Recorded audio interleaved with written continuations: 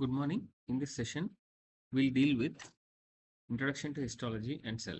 So why we need to study histology? It is not always easy to diagnose anything at macroscopic level.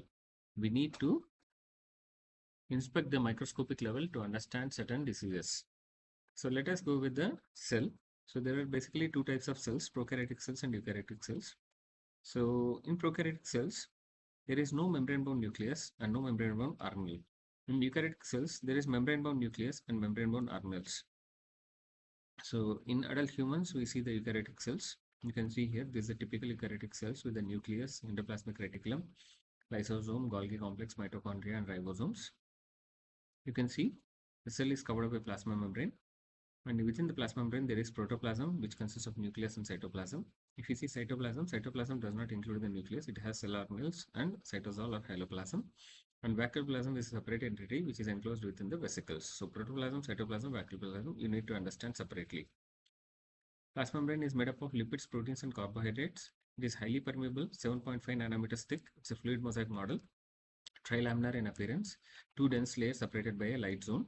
This is due to the hydrophilic nature of the head and hydrophobic nature of the tail. You can see the hydrophilic head is aligned more towards the extracellular matrix and towards the cytosol, whereas the hydrophobic tails are arranged between the two dense layers, resulting in a trilaminar appearance. You can see the integral proteins here. So many proteins are there.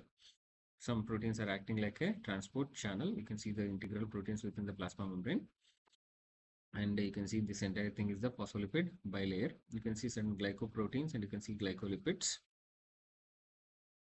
You can see here this is the structure of a phospholipid molecule. You can see there is a choline, phosphate, and glycerol all together form the hydrophilic head, and these are the fatty acid chains forming the hydrophobic tails. You can see here there is a glycolipid molecule, and here you can see there is a glycoprotein molecule. Functions of plasma membrane: it maintains the shape of the cell, controls the passage of all substances, forms a sensory surface in nerve and muscle cells, bears receptors for hormones and enzymes. Membrane proteins help to maintain the structural integrity, shows a high degree of specialization in some cells, example, the membranes of rod and cone cells of the retina. So transport across the cell membrane is, we need to understand these following terms like active transport. Name itself speaks. Active transport means it needs some amount of energy. Passive transport, again divided into simple and facilitated. For simple diffusion, we can see the molecules like oxygen and water. Whereas for facilitated diffusion, it is like ions, which go with concentration gradient. In endocytosis, it is like taking in some substances into the cell. It is of two types: phagocytosis, which is called cell eating, like large solid material like bacteria; pinocytosis, which is taking in of fluid substances, cell drinking; and exocytosis is like sending substances outside the cell, again through the membrane-bound vesicles. Endocytosis and exocytosis, active transport and passive transport. You can see here the endocytic vesicle is being formed. Here the extracellular molecules come close towards the plasma membrane, and the plasma membrane will enclose these extracellular molecules, forming an endocytic vesicle. And then how the cells are forming the tissues. There are certain junctions which bind the cells together. The anchoring junctions are adhesive junctions. So this anchoring junctions are divided into three types depending on the shape. Like if it is like a spot, we call it as adhesive spot or desmosome, where it's called macular adherens. And if it is like a belt around the apex of the cell, we call it as jonular adherens. And if it is like a strip on one surface, we call it as fascia adherens.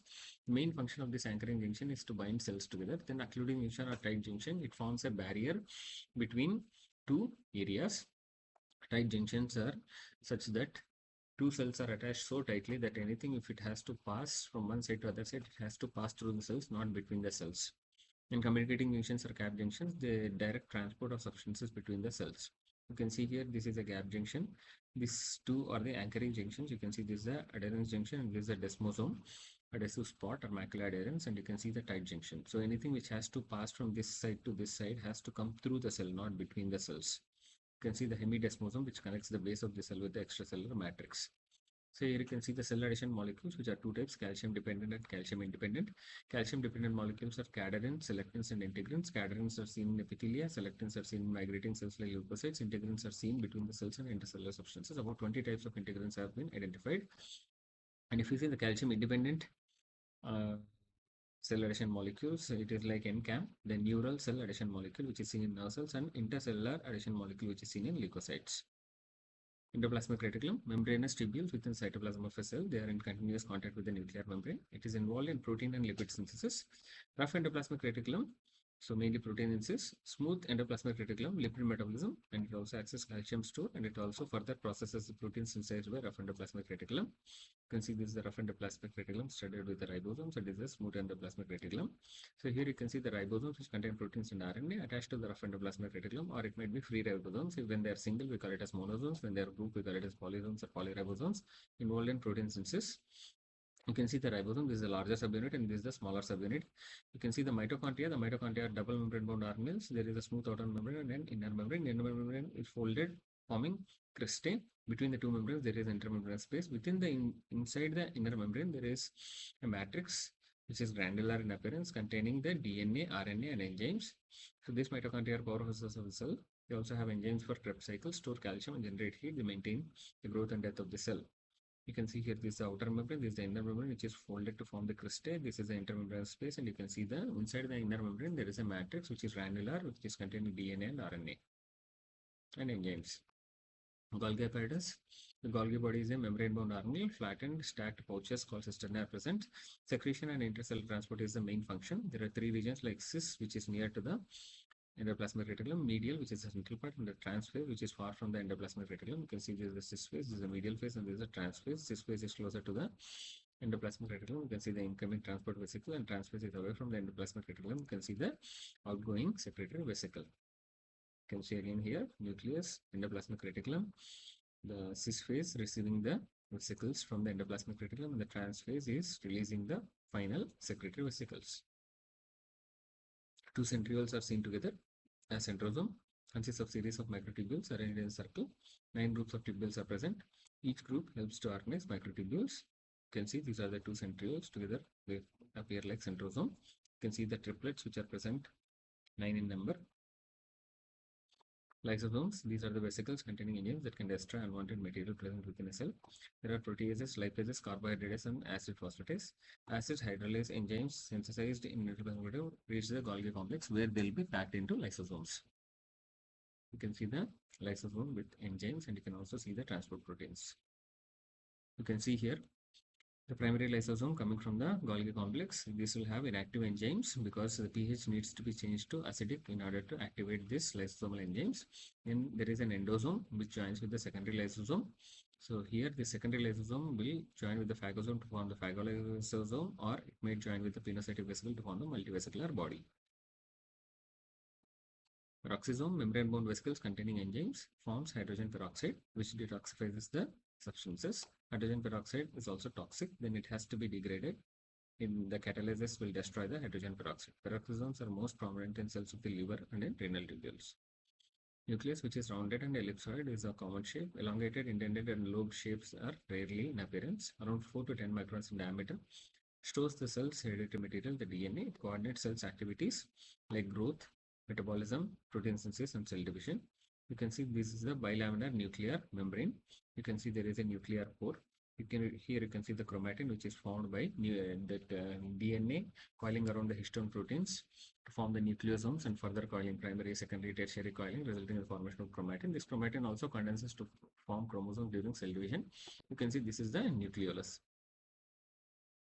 So cytoskeleton, which is actually holding the shape of the cell and helping in its function, are the cytoskeletal elements. Like there are three basic things, namely the microfilaments, which are the smallest of all, around 7 nanometers and made up of actin, and microtubules, which are 25 nanometer largest, and they are made up of tubulin, and intermediate filaments, which are 10 nanometers in size. They are made up of lamin, desmin, cytokeratin, neurofilament protein, and glial fibrillary acidic protein. You can see here this is the actin filament.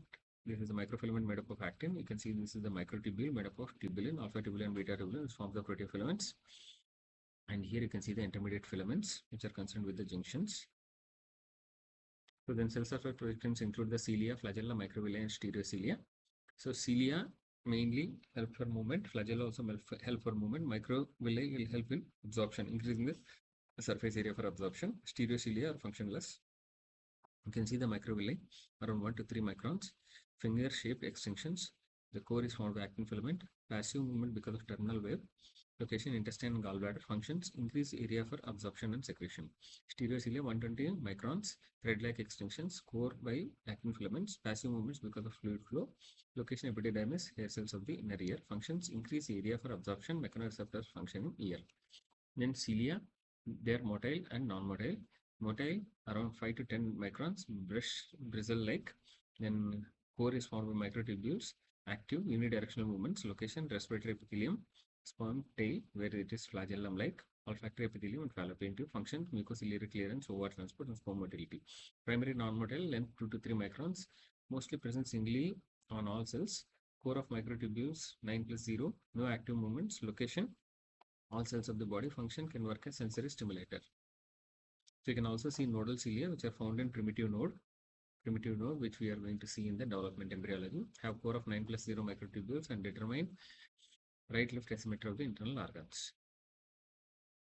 You can see here these are the microvilli, these are the stereocilia and these are the cilia. You can see the microvilli lining the small intestine, you can see the stereocilia lining epididymis, and you can see the cilia lining the respiratory tract. You can see the vilin, epsin, fibrin, facin, myosin, actin, and myosin 2, terminal lobe, all these, how structurally, integrally they are forming the microvillus. And you can see there are less number of proteins in the stereocilia. And here you can see the typical structure of the cilium. You can see in the basal part there are triplets. Here you can see in the central part there are doublets. 9 microtubule doublets. And there is central microtubule doublet. So applied aspects, mitochondrial cytopathy syndromes which are due to defect in the DNA of the mitochondria, lysosomal glycogen storage disease in which there is abnormal accumulation of glycogen, and Tay-Sachs disease in which lipid accumulates in lysosomes and lead to neuronal degeneration. Defects in enzymes of peroxisome can result in metabolic disorders as well as storage of abnormal lipids in some cells, brain and adrenal gland. So this is the most important thing. Like I've given an example where a couple comes with 3 years of marriage but not conceived. When we see the structurally, gross structurally they are normal, and enzymes and hormones, everything is normal. Even the semen analysis of the male is normal. The hysterosalpingogram appears normal. But the problem here is primary ciliary dyskinesia. So it affects respiratory tract, sperms and fallopian tube and collectively producing cartilaginous syndrome. So deficient production of microtubule proteins such as dynein. In respiratory tract, defective mucociliary movements cause repeated respiratory tract infection. So when we took the history of the female, there was repeated respiratory tract infection from the childhood, which favored the primary ciliary dyskinesia. So in sperms and fallopian tubes, it causes infertility. So if immotile cilia syndrome affects primary node of the embryo, it may result in situs inversus. These cilia are called nodal cilia, which I have already explained in the earlier flowchart. Thank you.